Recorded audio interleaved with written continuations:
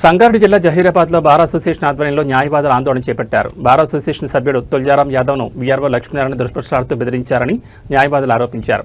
వీఆర్ఓపై శాఖాపరమైన చర్యలు తీసుకోవాలని డిమాండ్ చేస్తూ కోర్టు విధులను బహిష్కరించి ఆర్డీఓ కార్యాలయం వరకు ర్యాలీ నిర్వహించారు. ఈ సందర్భంగా బార్ అసోసియేషన్ అధ్యక్షులు మాట్లాడుతూ స్థానిక ఎగ్జిక్యూటివ్ మెజిస్ట్రేట్ కార్యాలయంలో విధులు నిర్వహిస్తున్న వీఆర్ఓ లక్ష్మీనారాయణ తమ బార్ అసోసియేషన్ సభ్యుడు తుల్జారాం యాదవ్ను దుర్భాషలాడారన్నారు. ఈ వ్యవహారంపై బార్ అసోసియేషన్ తరఫున తీర్మానం చేసి జహీరాబాద్ పట్టణ పోలీసులకు కూడా ఫిర్యాదు చేసినట్లు వెల్లడించారు.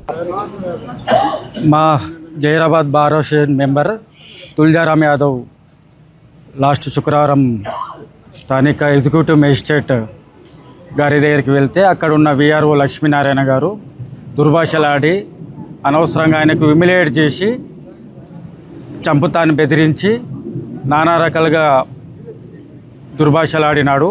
ఆ విషయంలో మేము ఎంఆర్ఓ గారి దృష్టికి తీసుకువెళ్ళడం జరిగింది, కానీ ఆయన ఎలాంటి చర్యలు తీసుకోలేదు.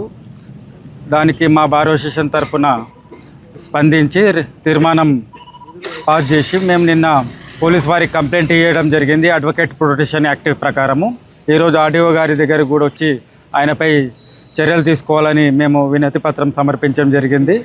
ఈయన లక్ష్మీనారాయణ చర్య గురించి తగిన విధంగా స్పందించకపోతే మేము ఫర్దర్గా ఇప్పుడు ఆల్రెడీ జిల్లా వ్యాప్తంగా మేము బైకాట్ చేసినాము కోర్ట్స్ని. ఇది తెలంగాణ వ్యాప్తంగా బైకాట్ చేయాల్సి ఉంటుంది.